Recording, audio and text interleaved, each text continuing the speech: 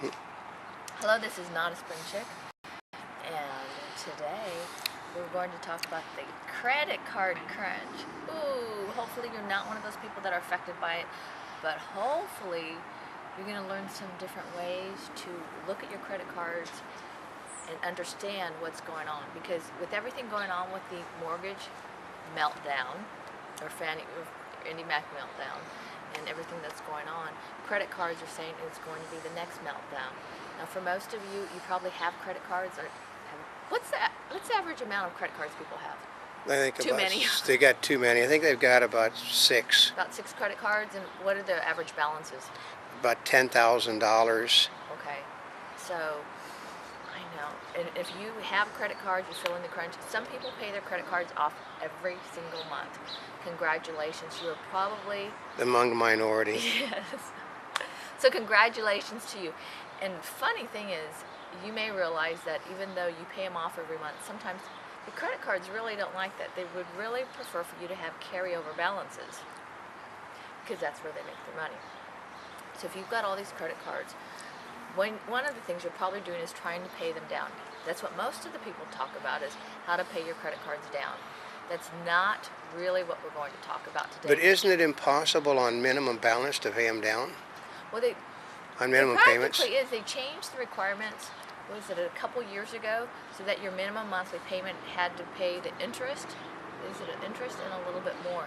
But even so, But they change the interest rates continually, which makes it almost an impossibility. At least that's what I know from my credit card problems. yeah, and I think one of the biggest challenges with the credit cards is managing the credit cards, managing the interest rate, because your interest rate may be 0% at the beginning, but it's only for a certain period of time, and it may go as high as, I don't know what the... It's 23, 24%. 23, 24%, yeah.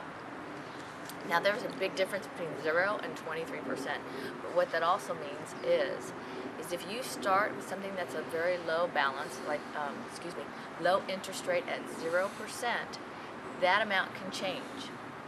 It can, well, see, part of it is there's always that little fine print. So even though you might have gotten a balance transfer, cash advance, or something at 0% interest for 6 months, a year, something like that, there's this fine line that says that they do have the possibility of changing it if you're late on your payment. Oh, also, they can raise your interest rate. Now, I don't remember if this happens on the 0%, so make sure, because each credit card differs. It's also tied to the prime interest rate, too. Yeah, some are tied to the prime, but for the fluctuation. But also, if you are behind on one of your credit card payments, it can also affect, well, a credit card that you're not behind on. And you're wondering how that can happen. Actually, a totally different company, too. Yeah, totally different company. I know, and you're wondering, how in the world can that happen? Well, they can do it. So here's a couple things. One is get your payment in on time. So how do you make sure you get it on time if you're doing it via mail? Well, that's kind of hard. They say 2 weeks before it's due. Okay.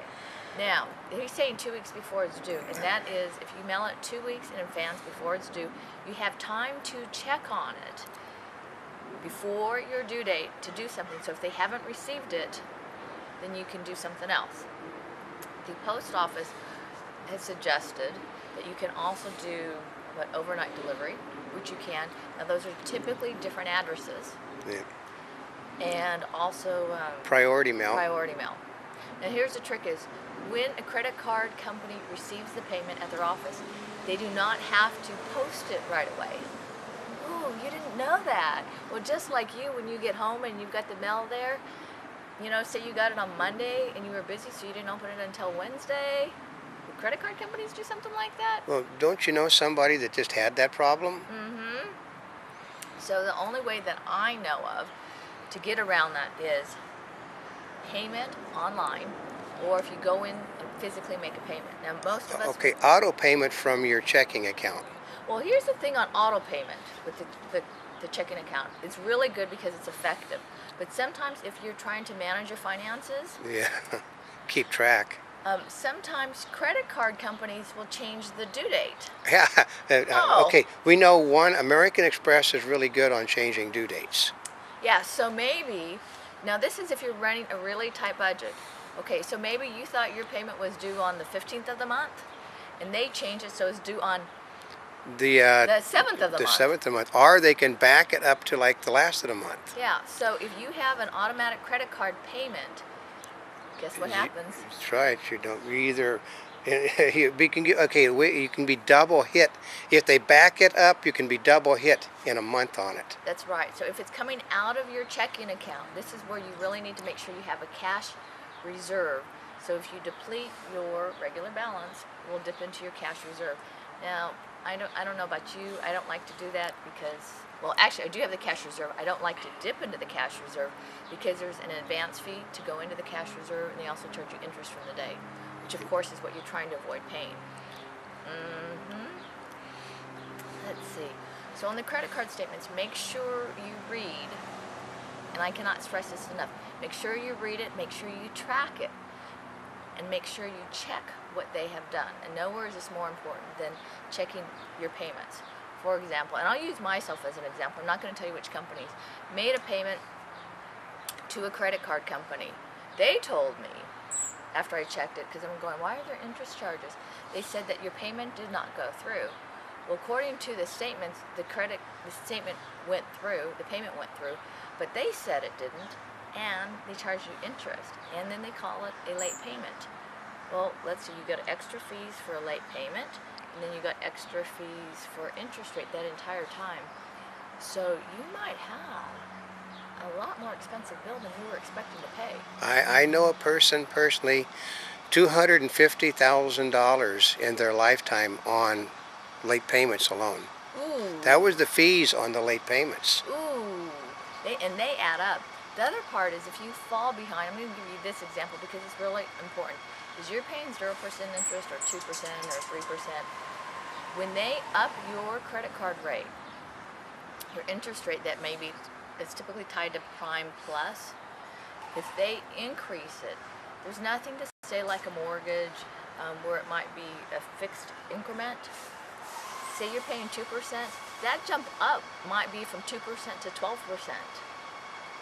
Or 12% to 24%. So make sure you read that because like one of my credit cards, and I check these all the time, is I made the payments, we discussed it as to how it would be applied, and when I got my statement, they didn't apply it like I asked for them to apply it, and so they charged me an extra $600 worth of interest. I know, that sounds, I know. It's a lot of gas. That's a lot of gas, huh? Yep. It really is. So make sure you check it, make sure you contact them, and don't be afraid to ask them. Don't be afraid to ask, and don't be afraid to question. The other part is, when I say don't be afraid to question, is if you're close, you think you're behind, if you think you're like one payment behind, make sure that you ask because maybe they're not applying your payments like you thought. You might get extra interest charges, or they may count your payment as being late. I know it sounds like a lot of management, and sometimes, actually the best thing is probably either to pay them early if you can. If things are tight, make sure you put it on a calendar. But also, when you make the payment inside, online, make sure you read it because sometimes it has to be by a certain time, like 2 p.m. Yep. on a day, whether it's Eastern Standard. And if you do it on a Friday, don't count until it Monday. So when it comes to credit cards, read, track. But for now, this is not a spring chick, and there's much more coming up on credit cards. Till then, we're here yesterday, today, and tomorrow.